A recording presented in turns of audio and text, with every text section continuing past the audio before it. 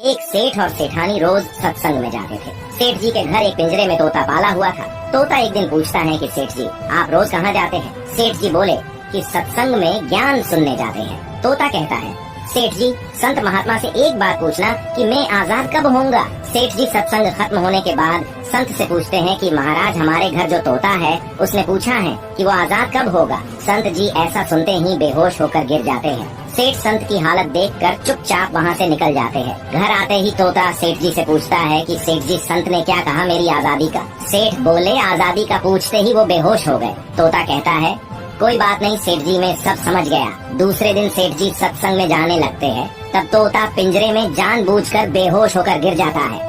सेठ जी उसे मरा हुआ मानकर जैसे ही उसे पिंजरे से बाहर निकालते हैं तो वो उड़ जाता है। तब संत ने सेठ जी से कहा कि देखो, तुम इतने समय से सत्संग सुनकर भी आज तक सांसारिक मोह माया के पिंजरे में फंसे हुए हो, और उस तोते को देखो, बिना सत्संग में आए मेरा एक इशारा समझकर आजाद हो गया।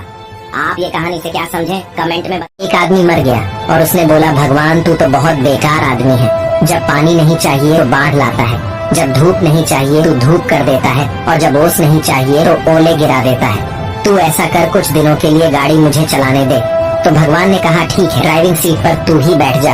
अब किसानों ने फसल उगाई, फिर जितना पानी चाहिए उतनी वर्षा की, जितनी धूप चाहिए उतनी धूप दी, और जितनी ओस चाहिए उतनी ओस दिया। मगर कुछ दिनों बाद किसानों ने फसल काटी और उसे थ्रेसर किया तो गेहूं का एक दाना भी नहीं निकला। तब उसने कहा, ये क्या हुआ? मैंने तो सब सही किया था।